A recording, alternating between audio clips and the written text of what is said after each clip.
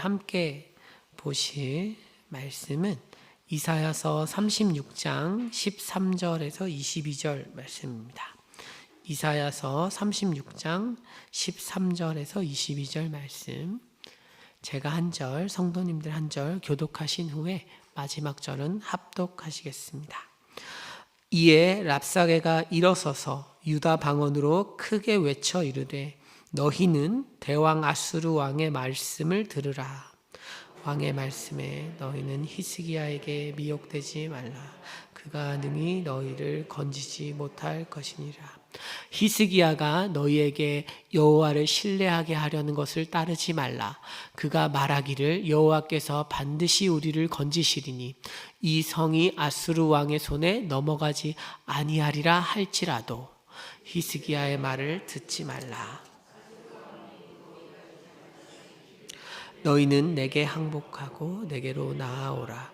그리하면 너희가 각각 자기의 자기의 무화과를 먹을 것이며 각각 자기의 우물물을 마실 것이요 내가 와서 너희를 너희 본토와 같이 곡식과 포도주와 떡과 포도원이 있는 땅에 옮기기까지 하리라. 혹시 히스기야가 여호와께서 우리를 건지시리라 할지라도 속지 말라. 열국의 신들 중에 자기의 땅을 아수르 왕의 손에서 건진 자가 있느냐? 하맛과 아르밧의 신들이 어디 있느냐? 스발와임의 신들이 어디 있느냐? 그들이 사마리아를 내 손에서 건졌느냐? 이 열방의 신들 중에 어떤 신이 자기의 나라를 내 손에서 건져냈기에 여호와가 능히 예루살렘을 내 손에서 건지겠느냐 하셨느니라 하니라. 그러나 그들이 잠잠하여 한 말도 대답하지 아니하였으니 이는 왕이 그들에게 명령하여 대답하지 말라 하였음이었더라. 함께 읽겠습니다. 왕국 맡은 자 엘리야김과 서기관 셈나와 아삽의 아들 사관 요아가 자기의 옷을 찢고 히스기야에게 나아가서 랍사게의 말을 그에게 전하니라. 아멘. 지난 16일 한국은행이 국회 기획재정위원회 소속 양경숙 의원에게 제출한 가계대출 현황 자료에 따르면 3개 이상의 금융기관에서 대출을 받은 다중채무자는 2분기 기준으로 448만 명이라고 합니다. 다중채무자의 평균 총부채 원리금 상환 비율, 이것을 DSR이라고 하는데요. DSR은 61.5%라고 합니다. 61.5%라는 것은 100만 원의 소득이 있는 경우에 빚을 갚는데 61.5만 원을 사용한다는 이야기입니다. 보통 전문가들은 70%를 기준으로 일상생활이 불가능한, 굉장히 어려워지는 것이라고 하고 있는데, 진단하고 있는데 70%에서 100% 사이의 사람이 현재 124만 명, 100% 이상은 171만 명으로 295만 명, 대략 300만 명 정도가 기본적인 생활을 빚 때문에 하지 못하는 수준이라고 합니다. 우리가 지금 상상을 초월할 정도로 어려운 시기를 지나고 있는 것입니다. 이런 상황에서 우리는 이런 고민을 할 수밖에 없습니다. 과연 이렇게 경제가 어렵고 삶이 어려운데도 불구하고 기도가, 예배가, 하나님을 향한 순종이 현실적인 대안이 되느냐는 것입니다. 과연 주일에 하루라도 문을 더 여는 것이 더 합리적이고 더 일을 1시간이라도 더 하는 것이 올바른 일이지 않겠느냐. 새벽 기도에 나오는 이 1시간 혹은 2시간, 이 시간에 차라리 무엇인가라도 한다면 그것이 실제로 빚을 갚는데 더 도움이 되지 않겠느냐. 지금 빚 때문에 숨이 막히는데 과연 우리가 하나님을 섬기고 하나님을 향해서 기도하러 나오는 것이, 교회를 섬기는 것이 얼마나 현실적인 대안이 될 수 있는가 하는 질문 앞에 우리가 서 있는 것입니다. 오늘 성경은 오늘 성경은 이 이사야서 36장 그리고 37장은 그럼에도 불구하고 하나님을 향한 충성이 가장 그리고 지극히 현실적인 대안이라고 말하고 있습니다. 13절입니다. 13절에 랍사게가 유다 백성들을 향해서 이제 이렇게 이야기하기 시작합니다. 일어서서 유다 방언으로 크게 외쳐서 말합니다. 무엇이라고 말하는가 하면 14절 15절 말씀에 보니까 히스기야에게 속지 말라는 것입니다. 미혹되어서는 안 된다. 히스기야가 너희에게 여호와를 신뢰하려는 것을 따르면 안 된다. 히스기야는 예루살렘 성이 왓스루 왕이 점령하지 못할 것이라고 이야기하지만 거짓말이라는 것이죠. 지금 14절 15절에 아수르 왕은 히스기야의 말을 듣지 말라라고 이야기하고 있습니다. 세상은 우리를 향해서, 기도하는 성도들을 향해서, 하나님을 섬기려는 사람들을 향해서 속지 말라고 합니다. 너무 순진해. 기도한다고 해서 상황이 변하지 않아. 하나님을 섬긴다고 해서 인생을 책임져 주지 않아.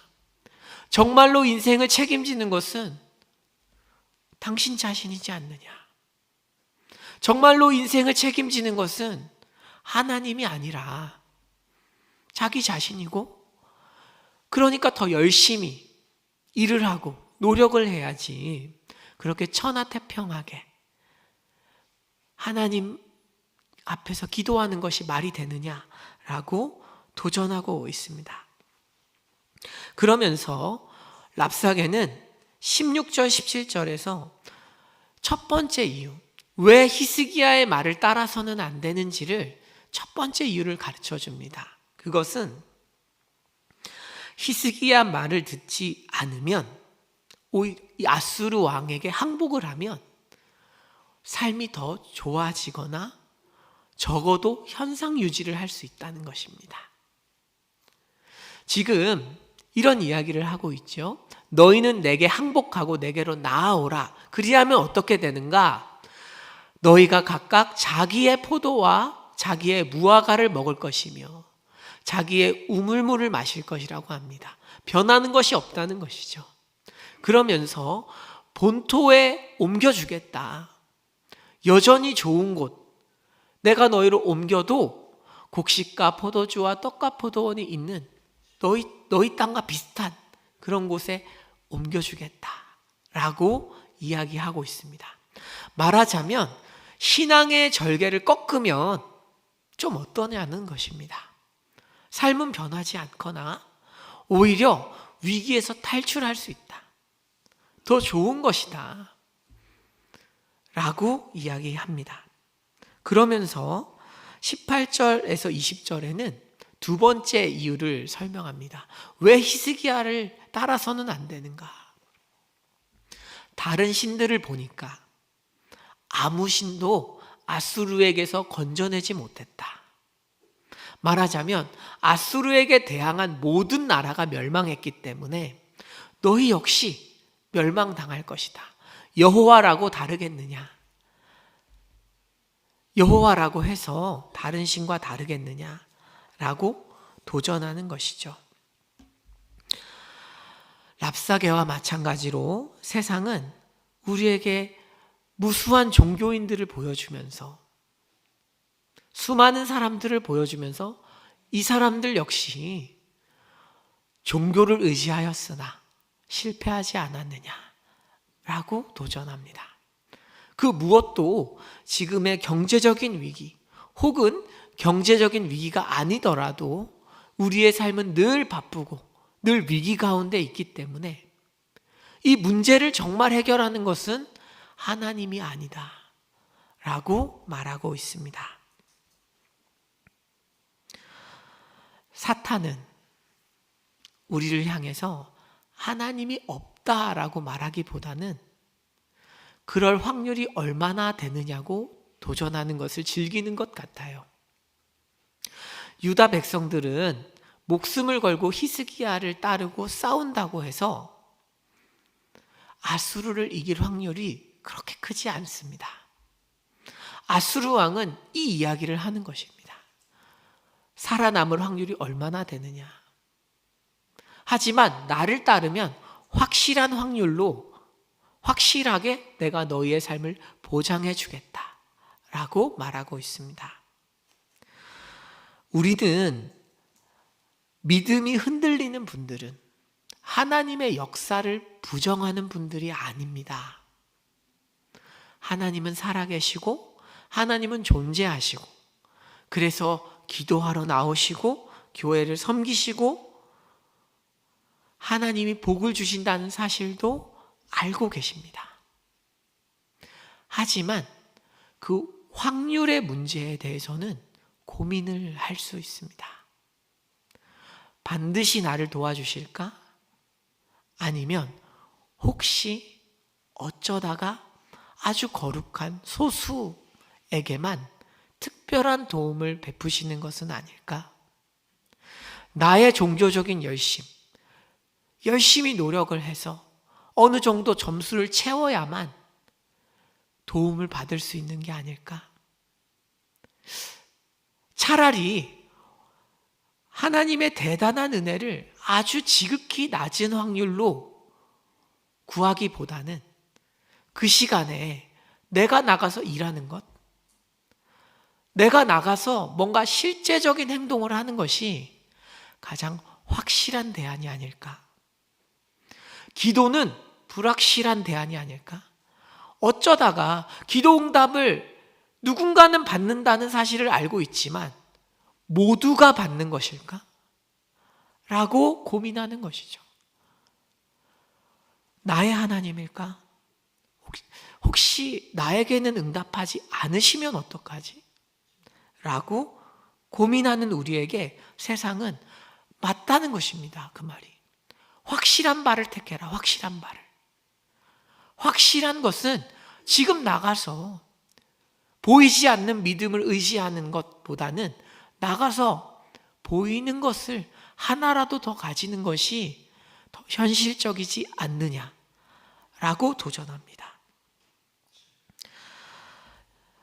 이 도전 앞에서 성경은 무엇이라고 말씀을 하는가 하면 세상의 말은 거짓말이라는 것입니다. 랍사게는 16절 17절에서 더 좋은 삶을 약속합니다. 혹은 누리고 있는 삶을 누리게 해주겠다고 약속합니다. 하지만 사실 이 말씀은 거짓말입니다. 아수르의 이주 정책, 아수르는 정복한 나라들을 그 나라의 국민들을 모두 흩어버렸거든요. 그것을 아주 예쁘게 포장해서 이야기하는 것입니다. 실제로는 아수르에게 점령당한 나라들은 아주 비참한 인생을 살았습니다. 유다 역시도 항복하면 그렇게 될 것입니다. 성경은 지금 우리에게 무엇을 보여주고 있는가 하면 랍사게가 거짓말을 하는 것처럼 유다 백성을 향해서 히스기야를 믿으면 안 돼. 히스기야는 너희를 멸망으로 이끌고 가는 나쁜 군주야. 큰 왕, 히스기야는 작은 왕이고 큰 왕 아수르 왕의 말을 들어야 해. 그래야 삶이 유지돼 라고 말하는 것이 거짓말이라는 것입니다. 우리를 향해서 세상은 하나님의 말씀이 거짓말이라고 말합니다. 하나님을 의지한다고 해서 더 좋아지지 않는다고 말합니다. 하지만 성경은 그것이 거짓말이라고 말합니다. 오히려 세상을 쫓아나갈 때 기도의 자리를 버리고 기도의 자리에 오지 않고 지키지 않고 예배의 자리를 멀리 할 때 그 시간을 사용해서 오히려 더 많은 것을 얻으려고 할 때 삶이 무너지지 않느냐. 교회에 얼마나 많은 성도님들이 예배의 자리, 기도의 자리를 사수하지 않아서 인생이 망가졌는지를 우리는 사실 너무나 잘 알고 있지 않습니까? 기도하지 않는 사람은 인생이 전진하지 않습니다. 기도의 자리를 지키는 사람만이 환난과 어려움의 때를 뚫고 나갈 힘이 있는 것입니다. 정반대입니다. 기도의 자리를 지키는 것을 향해서 사람들이 어리석다 이야기하지만 이것이야말로 사실은 이 시간에 죄를 이길 힘을 얻고 이 시간에 만나지 말아야 하는 사람을 만나지 않게 되고 해야 하는 일을 하게 하고 하지 말아야 하는 일을 하지 못하게 하는 힘이고 시간인 것입니다. 하나님은 랍사게의 말처럼 어쩌다 희박한 확률로 우리를 도우시는 분이 아닙니다. 하나님은 확실히 우리를 도우십니다. 반드시 우리를 도우십니다. 왜냐하면 우리가 믿는 하나님은 살아계신 하나님이시기 때문입니다. 우리가 믿는 하나님은 죽어서 말을 못하고 활동하지 않으시는 분이 아니라 우리의 기도를 들으시는 하나님이시죠. 그래서 성경은 21절, 22절에서 어떻게 반응해야 하는지를 가르칩니다. 세상의 질문, 우리를 향한 비난을 향해서 유다 백성들은 대답하지 않습니다. 말하지 않습니다. 그리고 22절에 히스기야에게 나아가 아픔을 전달합니다. 두 가지죠. 하나는 세상의 질문에 침묵하는 것입니다.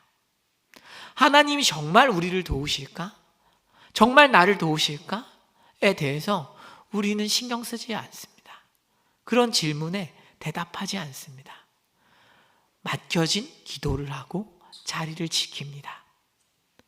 그리고 하나님 앞에 고통을 토로합니다. 그럴 때에 반드시 도우십니다. 마지막 말씀입니다. 히브리서 11장 6절 말씀이에요. 믿음이 없이는 하나님을 기쁘시게 하지 못하는데 하나님께 나아가는 자는 반드시, 어쩌다 혹시 대부분이 아닙니다. 99%가 아닙니다. 반드시입니다. 히스기야는 유다 백성에게 하나님은 반드시 우리를 도우시는 분이라고 권면하였습니다. 오늘 저 역시도 사랑하는 성도 여러분, 어려운 시절입니다. 그러나 하나님은 우리를 반드시 도우시는 분이시고 그렇기 때문에 기도의 자리를 정말로 끝까지 사수하시는 복된 성도님들 되시기를 축복합니다. 기도하시겠습니다.